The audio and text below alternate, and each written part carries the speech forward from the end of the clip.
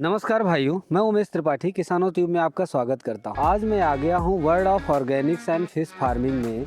ये अलीबाग में लखनऊ से करीब 20-25 किलोमीटर पास में ही स्थित है। ये करीब 150 से 200 बीघे में फैला हुआ है। उसके आलू के हमने दो चार किस्म, सफ़ेद आलू है, लाल आलू है, काले आलू भी है। काले आलू में कुफरी नीलांचल होती है। हमारा हाल फिलहाल कोरोना के पहले हमने एक ट्रेनिंग दिया था जिसमें अभी करीब 50 लोगों ने प्रतिभागी किया था। और आपको बताएंगे कि वाकई में वर्ल्ड ऑफ ऑर्गेनिक्स क्या कर रही है और ये क्या है भाई। नमस्कार, मेरा नाम श्याम कुमार है। ये हमारे फार्म का नाम Alibag the world of Organics है और ये इटौंझा में स्थित है जो लखनऊ में है। यहाँ पे हमने एक समेकित कृषि प्रणाली को अपनाने का काम किया है, जिसमें कि हम लोग जिसको इंग्लिश में इंटीग्रेटेड फार्मिंग भी कह लें, जिसमें कि हम लोग जैविक खेती भी करते हैं, मछली पालन भी कर रहे हैं, गौशाला भी हमारी हो रही है तैयार, बकरी पालन और भी चीज़ों का यहाँ समायोजन किया जाएगा। और बी फार्मिंग भी हमने यहाँ भी चालू कर दिया है, क्योंकि अभी सरसों का समय है। सरसों के समय में जो सरसों की जो शहद होती है बहुत अच्छी होती है। कोरोना काल है तो उसमें लोगों को लाभ हो सके इसके लिए भी। और मधुमक्खी पालन से अगर हम शुरुआत करें मधुमक्खी पालन से, उसमें हमने बहुत सारी चीज़ों की हैं। हम सिर्फ शहद नहीं निकालेंगे, शहद के साथ, क्योंकि जो हम शहद सिर्फ करते हैं उसमें क्या होता है, हमें नुकसान होने की ज़्यादा संभावना होती है। इसके साथ इसमें हमने बाई प्रोडक्ट्स भी निकाले हैं। जैसे हमने बी पॉलन भी यहाँ निकाल रहे हैं। बी पॉलन के साथ हमारा प्रोपेलिस है, रॉयल जेली है, ये सब भी निकलेंगी। और बी वेनम पे भी हम काम करेंगे, जो सामान्यतः आपको मधुमक्खी पालन में नहीं दिखती हैं। बी वैक्स तो खास करके यूपी में तो मतलब मधुमक्खी बी पॉलन हो गया और आपका प्रोपेलिस हो गया, ये तो बिल्कुल भी नहीं दिख रहा। रॉयल जेली भी नहीं दिखती हैं। तो हमारे साथ हमने क्या किया कि हम कुछ मित्रों का ये सोच था कि लखनऊ के अंदर हम लोग कुछ अच्छा करें, लोगों को इस भाग दौड़ वाली ज़िंदगी में कुछ ठहराव लाएं, जिनसे उनका मानसिक स्तर अच्छा बलवान हो, उनको खाने पीने की अच्छी चीज़ें उपलब्ध हो सके। जिसमें कि इसमें हम लोग अलग अलग चीज़ें कर रहे हैं। जैविक खेती हो रही है। जैविक खेती में हम लोग अभी हल्दी लगा रखे हैं। ये बिहार की वैरायटी है राजेंद्र सोनिया, जिसकी कर्क्यूमिन वैल्यू 7% से ऊपर होती है, जो बहुत अच्छी वैरायटी होती है। उसके अलावा सरसों लगा रखा है हमने। सरसों की 50 एकड़ में हमने लगभग सरसों लगा रखा है, जिसमें 4-5 वैरायटीज़ हैं। उसमें एक वैरायटीज़ हमारी पीली सरसों की है, जिसमें कोलेस्ट्रॉल नहीं होता है। उसके बाद आलू के हमने दो चार किस्म, सफ़ेद आलू है, लाल आलू है, काले आलू भी है। काले आलू में कुफरी नीलांचल होती है, जो कि हाईली एंटीऑक्सीडेंट होती है, वो भी लगा रखी है। उसके अलावा हमने हल्दी और इन सबों के अलावा हमने यहाँ पे एक एग्रो टूरिज़्म का भी समायोजन करना चाहा है, जिसमें कि हमारे पास बैलगाड़ी हैं, हमारी नदी भी, हमारे फार्म से नदी भी निकलती है, तो हम नौका पालन का भी कार्य कर रहे हैं। उसमें बच्चे आए, लोग आए यहाँ पे अपने एक जीवन की भागदौड़ को रोक के एक गांव का प्रवेश उनको मिले और प्रवेश से काम करें। बेसिकली आप जो है कहना चाह रहे हैं सर कि जड़ों से जुड़ाव जो है आपका, जो यहाँ जो ज़मीन है आप वो आपको यहाँ पे देखने को मिलेगा एग्रो टूरिज्म में। और ज़्यादा जहाँ तक मेरी नज़र जाती है दूर दूर तक सर यहाँ पर फार्मिंग हो रही है। आपने बताया हल्दी और सरसों और आलू की खेती कर रहे हैं, इसके अलावा भी और कौन कौन सी फसलें उगा रहे हैं सर आप ऑर्गेनिक तरीके से? इसके आगे अभी हमने खस लगा रखा है। ये हर्बल में एरोमेटिक पार्ट में आता है।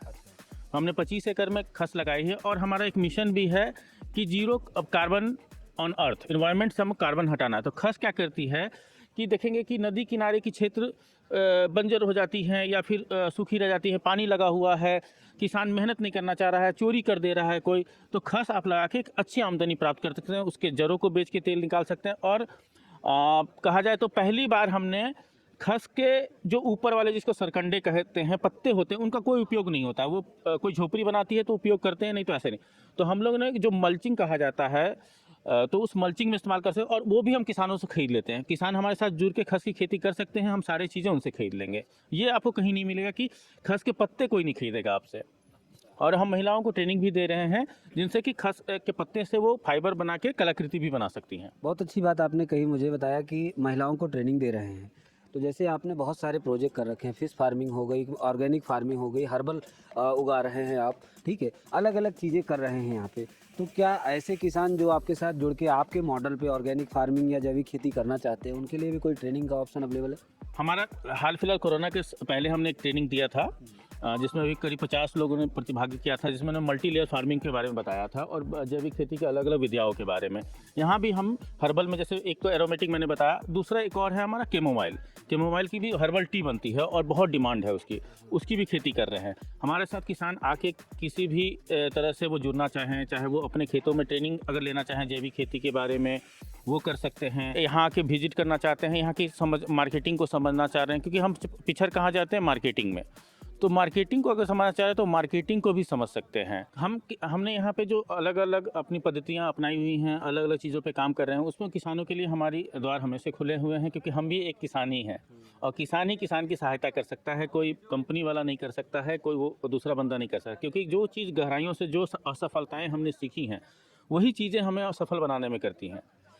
तो एक छोटे से खेत से भी लोग कैसे अच्छा कमाई कर सकें, या फिर उनको मार्केट चैनल नहीं मिल पा रहा है वो कैसे कर सकें, या फिर वो कॉन्ट्रैक्ट खेती करना चाहते हैं तो वो कैसे कर सकें, तो इन सब चीज़ों को हम बताते हैं। हमने अभी हाल फिलहाल कोरोना के पहले 2019-20 के शुरुआत में हमने एक ट्रेनिंग भी कराई थी, जिसमें 50 किसानों ने प्रतिभाग किया था। उन्हें अलग अलग चीज़ें बताई गई थी। उस समय हमारे पास उतने चीज़ें नहीं थे। आज हम जैसे मधुमक्खी में अलग अलग चीज़ें कर रहे हैं, वो हम सिखा सकते हैं। उनकी हम पूरी कहाँ से वो सामान लें, किसको बेच सकते हैं या हमें बेच सकते हैं, वो कर सकते हैं। खस का हमारे पास पूरा 100 करोड़ पौधे का ऑर्डर पहले से आया हुआ है, खस ला के वो कर सकते हैं।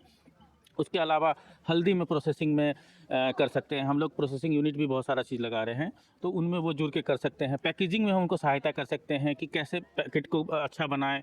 मार्केट चैनल में कहाँ कहाँ मार्केट चैनल में उसको अपने ब्रांड से बेच सकें, उनकी रजिस्ट्रेशन, ये सब प्रक्रिया, क्योंकि बहुत सारे कागजी की चीज़ें होते हैं जो किसान बचना चाहते हैं, उनको भी हम कर सकते हैं। मछली पालन वो अगर करना चाहते हैं अपने, क्योंकि देखिए जब हम आज देखिए पानी की इतनी समस्या है, तो अब अपने खेतों में तालाब जैसे चीज़ बना के उसमें मछली पालन या फिर कमल की खेती ये करके, जैसे हमने हमारे फार्म में आगे देखा हो कि हमने कुछ नहर टाइप की बना रखी है, उसमें हमारा योजना है कि हम कमल की खेती करेंगे और उसके साथ मछली पालन भी करेंगे। वो भी है, बायोफ्लॉक भी हमारा मछली पालन की एक उन्नत विधि है जो विदेशों से आई है, उसको भी हम लोग यहाँ कर रहे हैं, लेकिन हम ज़मीन पे भी करना चाह रहे हैं। जो भी प्रोडक्ट आप यहाँ पे पैदा कर रहे हैं, जो भी सरसों है, हल्दी है, आलू है, या जो भी आप औषधि उगा रहे हैं, अगर इन सब चीज़ों की डिमांड अगर किसी को चाहिए अपने यूज के लिए, तो उसको कैसे मिल सकता है?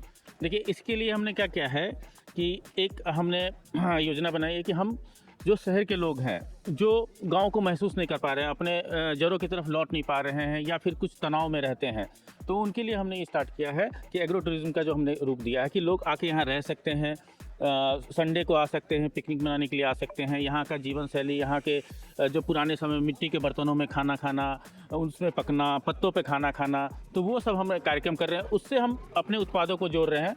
दूसरा हमारा फ़ोन नंबर भी है जिनसे वो उत्पाद खरीद सकते हैं। उन फ़ोन पे व्हाट्सअप करके आप उत्पाद मंगा सकते हैं। हमारा फ़ोन नंबर है जो हमारा देखते हैं पूरे फार्म को, वो दीपेश कुमार है उनका नाम। उनका नंबर है, मैं हिंदी और इंग्लिश में बता रहा हूँ, 6392086545। ये हमारा नंबर है। इस पे भी वो कॉल करके, हमारी मॉडिफाइड गाड़ी भी है जो लखनऊ के बड़े बड़े अपार्टमेंट में जाके सब्जियां बेचती हैं, उस चैनल से भी आप जुड़ सकते हैं। ऐप अभी हमारा काम नहीं कर रहा है, ऐप हमने डेवलप किया। आप ऐप लॉन्च करने जा रहे हैं? हाँ, ऐप भी हमारा लॉन्च हो रहा है। और हमारी जो अपनी हमने कम्युनिटी जो हम बराबर, जैसे हमने गौरैया बचाने का काम किया हुआ है, तो गौरैया बचाने के लिए हम लोग बराबर हर जगह नेस्ट मेकिंग, घोंसले बनाने का प्रशिक्षण भी देते हैं। उसके अलावा जो भी वन्य जीव हैं अगर कोई खतरे में हैं तो उनके रेस्क्यू का भी हम लोग काम करते हैं। तो उनके थ्रू भी हमारे उत्पाद का प्रचार प्रसार हो रहा है। अलग अलग फेसबुक, 7 क्रॉप फाउंडेशन हमारी संस्था है जो इसका पूरा देखरेख करती है। तो सर यहाँ पर इतने बड़े फार्म को चलाने के लिए कितनी मैन पावर की ज़रूरत पड़ रही है अभी? औसतन हमारे यहाँ जो हमारे मजदूर साथी हैं, जो हमारे किसान साथी हैं, वो करीब 25 से 30 रहती हैं। और फिर बुआई और जब हम उसकी कटिंग करते हैं, हार्वेस्टिंग करते हैं, तो उस समय बढ़ती रहती है। और वैसे इतने बड़े फार्म को चलाने में कितना खर्चा आ रहा होगा? जो लेबर है, कॉस्ट है, या बाकी सारी चीज़ों की कॉस्ट है, मैं जितना इसमें लागत लग चुकी है उसकी बात नहीं कर रहा, बट चलाने के लिए कितनी कॉस्ट आती होगी ऐसे ही? चलाने के लिए महीने का लगभग 2.5 लाख से ऊपर हमारी मजदूरी में चली जाती है। और बाकी जो चीज़ों में क्योंकि आपने जिस तरीके से ऑर्गेनिक चीज़ें कर रहे हैं, तो इनके बीजों में और ड्रिप इरिगेशन सिस्टम, हर चीज़ में मैंने देखा कि ड्रिप लगा हुआ है। तो आप आएंगे तो ये चीज़ें भी आप देख सकते हैं यहाँ पर। और वैसे आपका ऑर्गेनिक वर्ल्ड का क्या फ्यूचर प्लान है? फ्यूचर प्लान है कि हम ये लोगों को जगह यहाँ आएँ, लोग शांति से रात बिताना चाहें, वो अगर पिकनिक करना चाहें या फिर अपना कोई उत्सव मनाना चाहें अपने जड़ों के गांव के रूप में, तो वो कर सकें। उसके अलावा हमारा ये प्लान है कि हम अपना वेबसाइट वगैरह हमारा बना ही हुआ है, उससे उत्पाद भी लोग खरीद सकें। एक्सपोर्ट का भी हमने लाइसेंस लिया हुआ है, तो एक्सपोर्ट पे भी हम लोग अभी समझ रहे हैं, उसको भी हमने करने की सोच रहे हैं। उसके अलावा मधुमक्खी में से जो प्रोडक्ट निकलेंगे, इन सब चीज़ों के जो प्रोसेस प्रोडक्ट होंगे वो भी हम बेचेंगे, लोगों को ट्रेनिंग भी देंगे, इन्वायरमेंट को कैसे बचाएं, इन सब चीज़ों की भी हम चीज़ें करेंगे इन पर। तो जैसे यहाँ पे इतने सारे फसलें उगाई जा रही हैं, इनकी बीजों की उपलब्धता का क्या है? क्योंकि बहुत सारा आप ऑर्गेनिक कर रहे हो, ऑर्गेनिक की बीजों में सबसे बड़ी समस्या आती है। पूरे इंडिया में आप देखेंगे तो सर्टिफाइड ऑर्गेनिक बीज आपको नहीं मिलेंगे, मिलेंगे लोगों को उतना पता नहीं होता है। तो हमने क्या किया है, यहाँ हम देसी बीज की पूरे इंडिया में जितने भी लोग देसी बीज पे काम कर रहे हैं उनमें मेरा भी एक नाम है, तो उस पर हम भी काम कर रहे हैं और हम अपने देसी बीज बैंक भी अभी डेवलप करना स्टार्ट कर दिया है छोटे स्तर पे। तो हम किसान आसपास के किसानों को भी मुफ्त में बीज देते हैं और वो बीज हमें दुगना करके वापस करते हैं। तो हमारे पास जैसे तकरीबन 20-25 प्रकार की आपको बैंगन मिल जाएंगी, मिर्च मिल जाएगी 20-25 प्रकार की, लौकी मिल जाएगी करीब 40 प्रकार की। तो वो बीज हम अलग अलग राज्यों से, जो हमारे बीज मित्र हैं, जो बीज के पुरोहिता हैं, जो बड़े बड़े नाम हैं, उनके संपर्क में हैं, उनसे भी मंगवाते हैं और उनको हम यहाँ पे दुगना करते हैं और उसको फिर हम डिस्ट्रीब्यूट भी करते हैं। तो किसी किसान भाई को अगर बीज भी चाहिए, देसी बीज, तो वो एक उचित मूल्य पे यहाँ पे उनको प्राप्त हो सकता है। और हम चाहते भी हैं कि हाइब्रिड बीज का कम से कम इस्तेमाल करें, जिससे कि हाइब्रिड बीज में जो भी नुकसान होती हैं वो ना हो, देसी बीज की ओर लौटा जाए, देसी बीज को संरक्षित किया जाए। ये हमारा बहुत बड़ा उद्देश्य है। बहुत बढ़िया बात आपने कही सर।